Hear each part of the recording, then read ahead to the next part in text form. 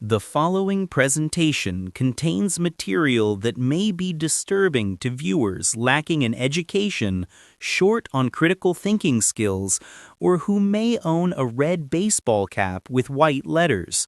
Viewer caution is advised.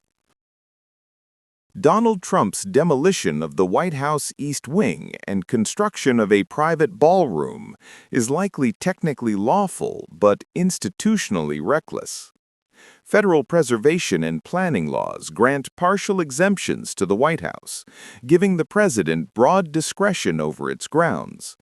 Yet by beginning demolition before formal review and relying on undisclosed private donors, the project breaks with historic norms of transparency and stewardship observed by every modern administration. The legality hinges on narrow statutory interpretation. The legitimacy depends on public trust.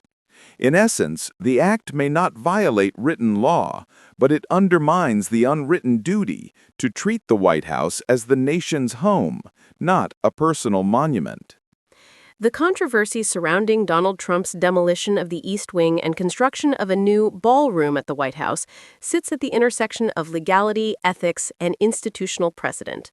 Legally, the question centers on whether the White House is exempt from the federal historic preservation and planning review processes that normally apply to federal properties. The National Historic Preservation Act and the National Capital Planning Commission, NCPC, typically require review of alterations to federal landmarks. However, both statutes contain partial exemptions for the White House, the Capitol, and the Supreme Court, recognizing them as unique seats of government. Historically, presidents have nonetheless submitted major renovations, such as the Truman-era reconstruction and the Obama-era upgrades, to voluntary review out of respect for institutional transparency and heritage. Trump's demolition reportedly began before such review was complete, with the administration pledging to submit plans, quote, after the fact.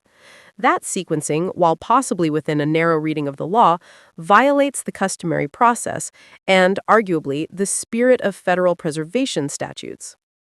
Ethically, the project raises concerns about the use of private funds for public property. The White House confirmed that the ballroom's construction will rely heavily on private donations, with limited disclosure of donor identities. This opens potential conflicts of interest.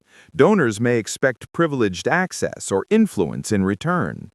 Even if legally permissible, this practice undermines the ethical boundary separating public stewardship from private patronage.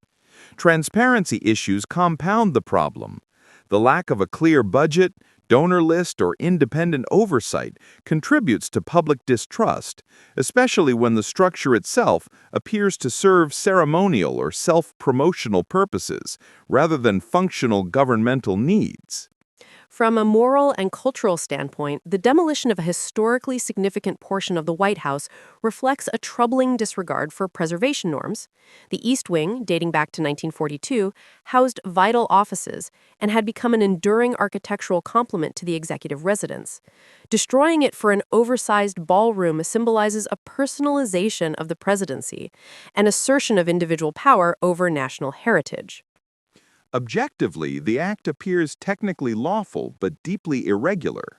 The exemptions in federal law give the president unusually broad discretion over White House grounds, making criminal or civil penalties unlikely. However, bypassing review processes that every modern administration has respected places this action in a gray area, legally permissible, yet institutionally reckless. It sets a precedent that future presidents might exploit to reshape national symbols according to personal taste or political branding. In the narrow legal sense, Trump's action likely does not violate explicit statutory prohibitions. In the broader constitutional and ethical sense, it undermines long-standing norms of transparency, restraint, and custodianship of the people's house. The president does not own the White House and grounds. The president is a tenant on a 4-year lease. The White House belongs to we the people. The president works for us. We do not serve the president. You've been watching a Baker Studios production.